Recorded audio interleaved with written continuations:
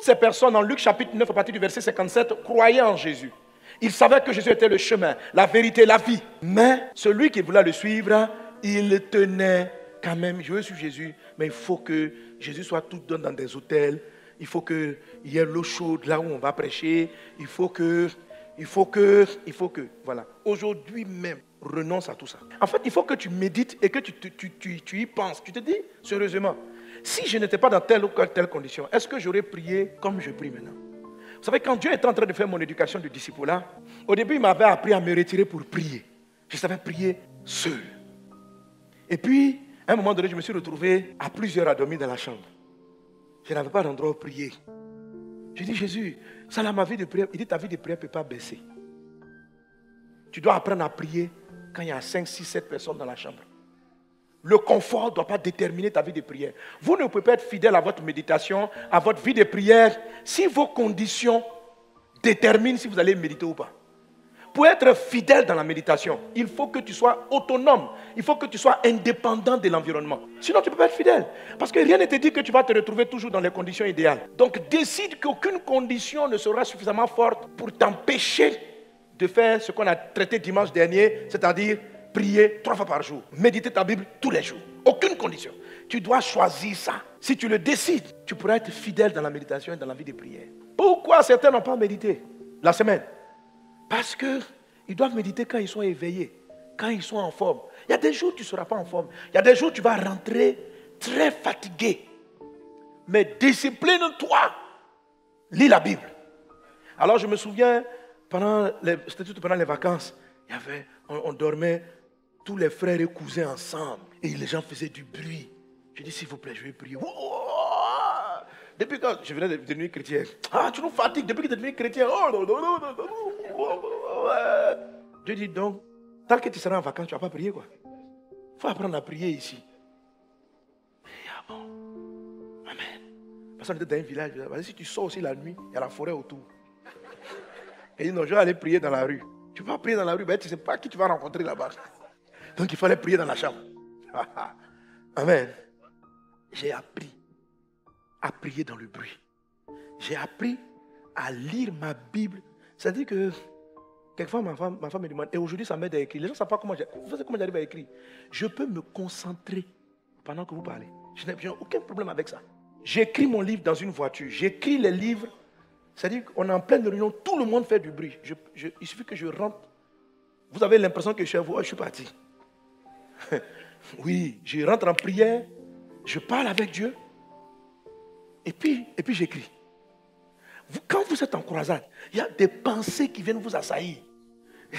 Tu dois rester concentré sur ce que tu veux. J'ai compris pourquoi papa m'avait dit de renoncer à mon confort. Pour pouvoir garder ma pensée sur ce que je veux. Mais ça, il fallait passer par une école. Il fallait passer par l'école d'être dérangé. D'être dérangé dans ses habitudes. C'est la raison pour laquelle il y en a qui ne font pas les prières de groupe. Ils n'aiment pas prier en groupe. Si tu restes comme ça, tu ne seras jamais disciple. Tu seras une croyante et tu ne peux pas être fidèle. Non. Tu ne seras pas comblé de bénédictions. Tu ne peux pas neutraliser l'environnement. Il y a des personnes, leur confort, c'est d'être seul. Et ils n'aiment pas. Ils aiment être dans leur coin. Change, renonce à être seul. Rentre dans un département. Il y a des personnes, ils sont confortables que lorsqu'il y a beaucoup de monde. Apprends aussi à être seul. C'est-à-dire, ils ne savent pas prier. Quand ils ne prient pas en groupe avec le pasteur, ils ne savent pas prier. Apprends à prier seul.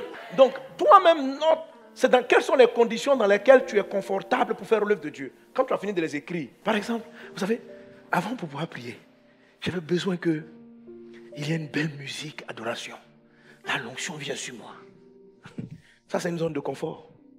Dieu dit, et s'il n'y a pas la musique, tu fais comment? Je dis, mais s'il n'y a pas la musique, il faut que je crée. Il faut que je me suis rendu autonome. Il y a un mec qui m'a demandé, mais tu n'as pas besoin forcément que le pianiste.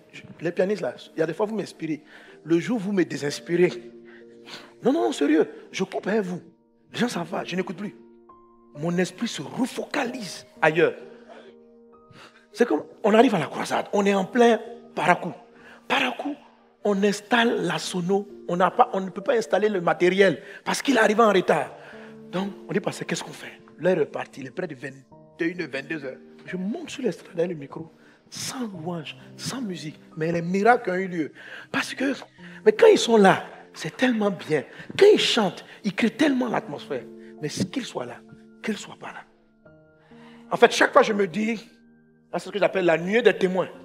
Que la première fois Pierre a prêché, puis il y a eu 3000 conversions, il n'y avait pas un groupe musical pour l'accompagner. Donc, ça ne doit pas être une condition. Alléluia. S'il y a un groupe, gloire à Dieu. S'il n'y en a pas, gloire à Dieu. Non, je suis inspiré quand les gens jouent. Et s'ils ne sont pas là, tu fais comment? Tu ne seras plus inspiré. Pour être fidèle, il faut être autonome des zones de confort.